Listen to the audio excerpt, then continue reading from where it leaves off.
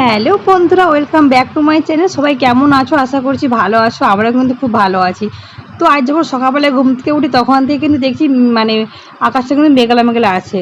তারপরে কিন্তু বৃষ্টি চলে এসেছে। আর দেখো বৃষ্টি হয়ে গোটা চারদিকে কিন্তু কাদা হয়ে গেছে। বাবু দেখো এখানে খেলতে বসে গেছে। বাবুর কিন্তু বৃষ্টি হলে খুব মজা হয়, কারণ কাদা হাঁটতে পারে, তাই কিন্তু খুব মজা। আর তারপরেও কিন্তু আমি কেঁদেছিলাম এখানে, তো না কাচলে কিন্তু আবার তার পরের দিন একটু কাচাটা বেশি হয়ে যায়। তো দেখো আমি মিলেছিলাম, আমার বৃষ্টি পড়ছে তো আর তোলা হয়নি, ভাবছিলাম যে বৃষ্টিটা থামলো তারপর আবার নিগড়িয়ে তারপর আবার মেলবো। আর দেখো আমার রান্না করার জায়গাটা কেমন অবস্থা হয়েছে। আজকে পরিবেশটা যেমন ভালো লাগছিলো তেমনই কিন্তু একটু কষ্ট হচ্ছিলো যে কীভাবে রান্না করব। তো চলো দেখা যাক কতটা কী করতে পারি। তোমরা পুরো ভিডিওটা দেখো, আশা করি তোমাদের ভালো লাগবে।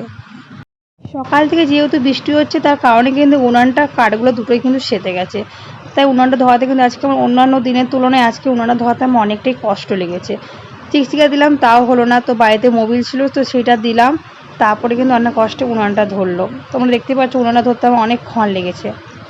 যাই হোক, মানে বৃষ্টিটা হলে না এই একটা মানে অসুবিধা পড়ে যাই আমি, যে উনানটা কিন্তু খুব তাড়াতাড়ি সেতে যায়। আর কাঠগুলো যদি কোনো কাঠ যদি তুলেও রাখা হয় শুকনা করে, ধরো কোনো কাঠ ধরো মানে গরমকালে বা রোদের সময় শুকনা করে তুলে রাখলাম, কিন্তু সেই কাঠটা একটু বৃষ্টি হলেই বা বাতাস দিলেই কিন্তু সেই কাঠটা কিন্তু সেতে যায়, তাই ধোয়াতে অনেকটা কষ্ট হয়।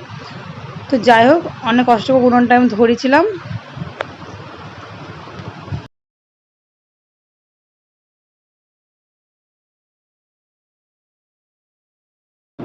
এই যে অনেক কষ্ট করে যুদ্ধ জয় করেছি, এবার তাহলে এবার হাঁড়িটা চাপানো যাক। তো এই যে চালগুলো এবার ধুয়ে দিয়ে দিই। দেখতেই পাচ্ছ আমাদের বাড়ির পরিবেশটা কি হয়েছে, পুরো কাদা হয়ে বৃষ্টি হয়ে একবারে শ্যাওলা পড়ে গেছে বাইরে। আর ওই যে পাশে বাবু খেলু করছে একটু, আর আমি এই পাশে রান্না বসিয়ে দিয়েছি। চলো তোমরা পুরো ভিডিও দেখতে থাকো। তো এই সময় বৃষ্টিটা একটু কমেছে, তো আমি মাকে বললাম তুমি যাও আমাদের বাড়ি থেকে ভেড়িটা নিয়ে চলে আসো। তো মা দেখো চলে এসছে ভেড়িটা নিয়ে। তো এই যে ভেড়ি, তো চলো আজ কী কী রান্না হয় তোমার সাথে একটু শেয়ার করা যাক। তো তখন আমি এবার থেকে উনুনে ভাতটা বসিয়ে দিয়েছি।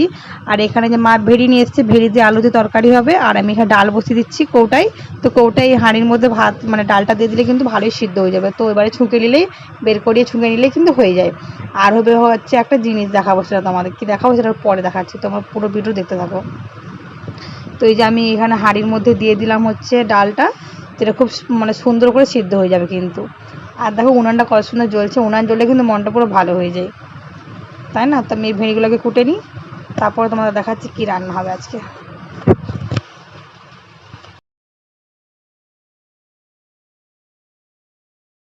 তো চলো আগে ভেড়িগুলো একটু ধুয়ে নেওয়া যাক। আর ভেড়িগুলো যদি ধুয়ে নিই তারপরে যদি কাটি তাহলে কিন্তু ভালো হয়, আর যদি কাটার পর ধোয়া হয় তাহলে কিন্তু ভালো হয় না। তো চলো আগে ধুয়ে নিই তারপরে কাটি। আর হ্যাঁ, তোমাদেরকে যেটা দেখাবো বলছিলাম সেটা হচ্ছে যে এটা হচ্ছে গেঁড়ি, অনেকে বলে গুগলি, যাই হোক আমরা এখানে গেঁড়ি বলি। তো এখানে হচ্ছে আমাদের পাশেরই একটা মানে একবার আমার বাড়ি থেকে পাশেই একটা পুকুর আছে, তো সেখানে আমরা গুড়িয়েছিলাম। তো সেগুলো আমি আর মা করে ছাড়িয়ে রেখেছি, তারপরে কিন্তু ধুয়ে সাফা করে রেখেছি। চলো ওটা পরে রান্না করা হবে। আর দেখতেই পাচ্ছ ঘরের কি অবস্থা, বাইরে পুরো কাদা হয়ে গেছে। আমি রান্না করতে করতে দেখলাম যে মেঘটা কিন্তু অনেকটাই পরিষ্কার হয়ে গেছে, আর বৃষ্টিও কিন্তু সেরকম হচ্ছিল না, একবারই বৃষ্টিটাও কমে গেছিলো। তো আমি যেহেতু এগুলো হচ্ছে ভেতরে মিলেছিলাম, তো ভাবলাম যে তাড়াতাড়ি শুকনো হয়ে যাবে, একটু বাইরেটা তাড়াতাড়ি করে মিলে দিই রান্নার ফাঁকেই। তো তাই ভাবলাম যে সবগুলো ভালো করে মিলে দিই, তাহলে কি তাড়াতাড়ি শুকনো হয়ে যাবে।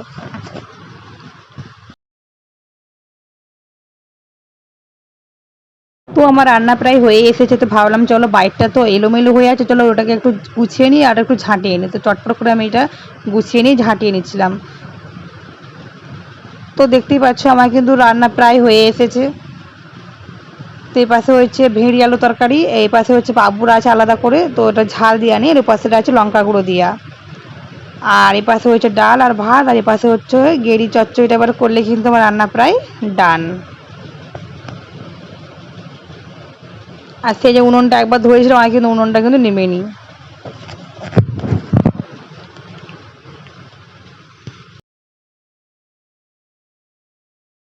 তো বাবু যেহেতু গেড়ি খেতে পছন্দ করেন, তাই বাবুর জন্য ভাবলাম একটা ডিম ভেজে দিই, তাহলে কিন্তু ওর ভাত খেতে খুব সুবিধা হবে। চলো ডিমটা ভেজে নিই।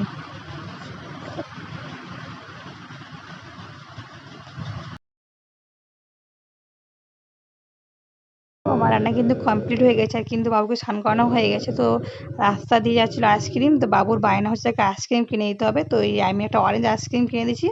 তো চলো বাবুকে খাই টাই দিয়ে ঘুম পাড়িয়ে দিয়ে আবার তোমার সাথে দেখা হবে।